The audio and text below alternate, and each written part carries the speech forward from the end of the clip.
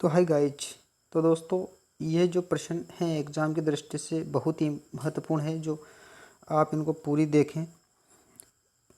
तो आप नए नए हो तो चैनल को अवश्य सब्सक्राइब करें, वीडियो को लाइक करें। दोस्तों, ये क्वेश्चन मनोविज्ञान के 20 ऐसे इंपॉर्टेंट क्वेश्चन हैं जो 4 एग्ज़ाम में ना बहुत ही हेल्पफुल रहेंगे। तो आप इनको पूरे अवश्य से देखें और धैर्यपूर्वक वीडियो को पूरी अच्छी तरीके से देखें, तब जाके आपको समझ में आएगा। तो दोस्तों, चलते हैं क्वेश्चन की तरफ। किशोरों में द्वंद्व उभरने का मुख्य कारण है, यानी कि अवसरों की प्रतिकूलता। क्या है दोस्तों? किशोरों में द्वंद्व जो उभरता है, किशोर तो 13 से ऊपर जो एज के हो जाते हैं ना, तो क्या कहलाते हैं वो? किशोर। तो अवसरों की प्रतिकूलता। ठीक है दोस्तों, तो ये क्वेश्चन ध्यान रखना। आगे बढ़ते हैं कि किसी व्यक्ति द्वारा अपना अस्तित्व बुलाकर किसी दूसरे व्यक्ति के गुणों व अवगुणों का अनुकरण करना कहलाता है। क्या होता है? जो तादात्म्यकरण, जो प्रक्षेपण की विधियां हैं समायोजन की, तो किसी व्यक्ति द्वारा अपना अस्तित्व बुलाकर किसी दूसरे व्यक्ति के गुणों, है ना, अवगुणों का जो अनुकरण किया जाता है वो कहलाता है क्या? तादात्म्यकरण। यानी कि कोई व्यक्ति है ना, स्वयं के गुण और दूसरे गुणों का जो अनुकरण करता है उसको ही बोलते हैं तादात्म्यकरण। ध्यान होना चाहिए, वेरी इंपॉर्टेंट क्वेश्चन है, कई बार एग्जाम में आया ही, पहले भी आ गया।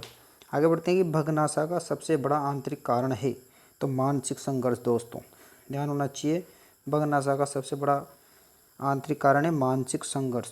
यानी कि मानसिक संघर्ष ज़्यादा होगा तो भग्नाशा उत्पन्न हो जाएगी। ठीक है। मानसिक थकान का लक्षण है ध्यान का केंद्रित न होना। कई बार अपन इतने थक जाते हैं कि पढ़ाई में मन ही नहीं लगता, ध्यान नहीं लग पाता और ध्यान केंद्रित नहीं हो पाता। जैसे कि मान लो कोचिंग जाते हो और ज़्यादा ही थक जाते हो तो कई बार ध्यान नहीं लगता, उसको बोलते हैं मानसिक थकान। आगे बढ़ते हैं कि समायोजन शिक्षा का मुख्य कार्य है। अब देखो, समायोजन या एडजस्टमेंट को अच्छा पढ़ लीजिए आप। पढ़ते हैं कि विद्यालय न आने वाले बच्चों को विद्यालय में लाना, है ना, विद्यालय न आने वाले बच्चों को विद्यालय में लाना, विशेष आवश्यकता वाले बच्चों को मुख्य धारा में लाना, विशेष व सामान्य बच्चों को साथ साथ पढ़ने की सुविधा देना, ये है समायोजन शिक्षा का मुख्य कार्य। तो ध्यान होना चाहिए आपको, वेरी इंपॉर्टेंट क्वेश्चन है समायोजन से। आगे बढ़ते हैं कि व्यक्तित्व स्थायी समायोजन है, तो किसके साथ है? पर्सनैलिटी, पर्यावरण के साथ भी है, जीवन के साथ भी है और प्रकृति के साथ भी है दोस्तों। ठीक है दोस्तों, तो ध्यान होना चाहिए कि व्यक्तित्व स्थायी समायोजन है। आगे बढ़ते हैं, कुछ लोगों का कहना है कि जब बालकों को गुस्सा आता है तो वह खेलने के लिए चले जाते हैं, जब तक पहले से अच्छा महसूस नहीं करते हैं। उनके व्यवहार में निम्नलिखित में से कौन सा प्रतिरक्षा तंत्र प्रतिलक्षित है? तो पृथक्करण। क्या होता है दोस्तों? पृथक्करण किसे बोलते हैं? जैसे मान लो कोई दो वस्तु है, कोई कमज़ोर है कोई मजबूत है, तो उसको अलग करते हैं, तो है ना। तो गुस्सा आएगा बालकों को और खेलने के लिए चले जाएंगे और पहले से अच्छा महसूस नहीं करेंगे, तो उनके जो व्यवहार है, क्या होगा? व्यवहार में पृथक्करण आ जाएगा। ठीक है दोस्तों, तो इस तरह से ध्यान रखो। आगे बढ़ते हैं कि समायोजन से तात्पर्य स्वयं को विभिन्न परिस्थितियों में अनुकूलन करना है ताकि उन्हें संतुष्ट किया जा सके। तो आवश्यकताओं को दोस्तों, किसको? आवश्यकताओं को। कि समायोजन में तात्पर्य स्वयं का विभिन्न परिस्थितियों में अनुकूलन करना ताकि उन्हें संतुष्ट कर सकते हैं आवश्यकताओं को। ठीक है दोस्तों, ध्यान रखना, वेरी इंपॉर्टेंट क्वेश्चन था ये भी। एक विकलांग बालक अत्यधिक परिश्रम करके कक्षा में प्रथम आने का प्रयास करता है, इसे किस प्रतिरक्षण प्रणाली में रखेंगे? तो कहलाएंगे दोस्तों क्षतिपूर्ति।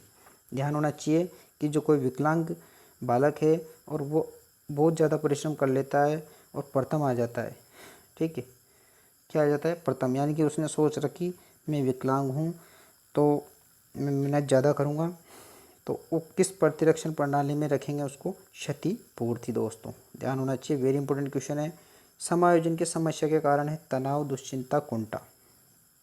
यानी कि समायोजन की जो समस्या है उसके जो कारक है तनाव, है ना, दुश्चिंता और कुंठा। अगर ये ज़्यादा होगी तो समस्या उत्पन्न होगी। हाँ, इस तरह से ध्यान रखो। आगे बढ़ते हैं कि एक 8 वर्षीय बालक अपने छोटे भाई की तरह घुटने चलता है, ये उदाहरण किसका है? प्रतिगमन का। किसका है दोस्तों? प्रतिगमन का। आगे बढ़ते हैं, कुसमायोजन से तात्पर्य है, तो कुसमायोजन किसे कहते हैं? कि बालक और उसके वातावरण में असंतुलन, है ना, स्वार्थी व असामाजिक होना और संवेगात्मक असंतुलन, यानी कि उसको बहुत ज़्यादा गुस्सा आता है, वो तीर हो जाते हैं उसके सब। एक स्वार्थी होता है, एक और एक असामाजिक, यानी कि कोई बालक है वो समाज में ही नहीं गया, उसको समाज के बारे में जानकारी नहीं है, और बालक और उसके वातावरण में असंतुलन, और उसके जो वातावरण है उसमें असंतुलन करना, उसको बोलते हैं कुसमायोजन। ठीक है दोस्तों, बैलेंस एडजस्टमेंट। तो ध्यान रखना, ये वेरी इंपॉर्टेंट क्वेश्चन है। आगे बढ़ते हैं कि व्यक्तित्व समायोजन की प्रत्यक्ष विधि क्या है दोस्तों? डायरेक्ट।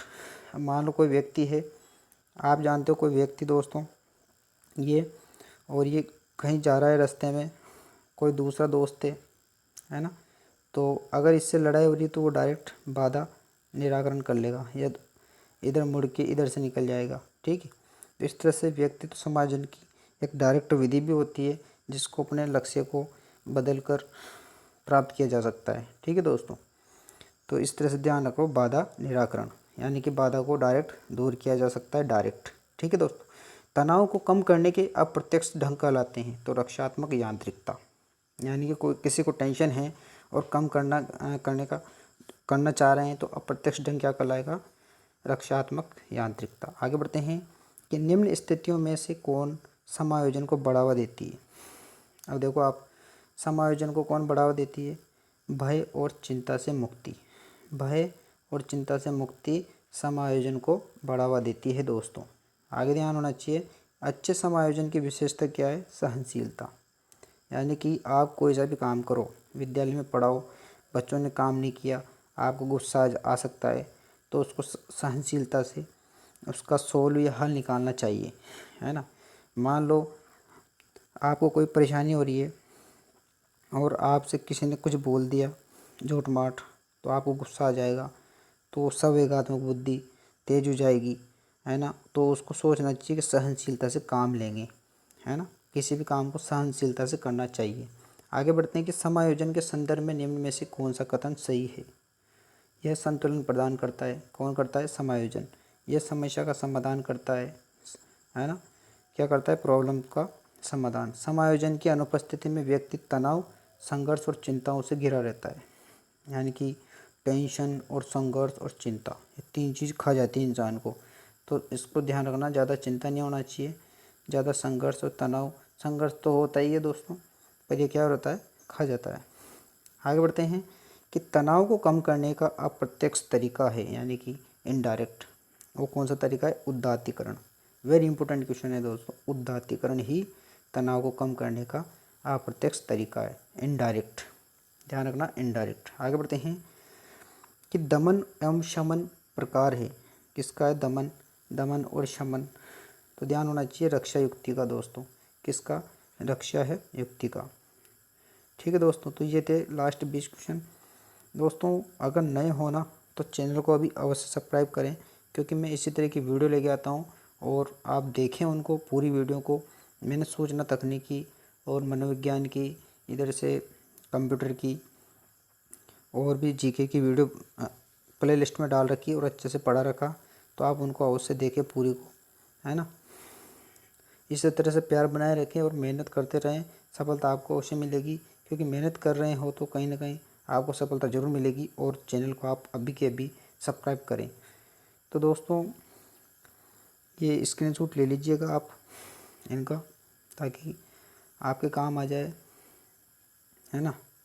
मैं नहीं चाहता कि आप नहीं ले, और इसी तरह से फ्री शिक्षा आपके कदमों को, आपको अच्छे पद पर जाने के लिए ये चीज़ें काम आएगी। तो दोस्तों मिलता हूँ नेक्स्ट वीडियो में।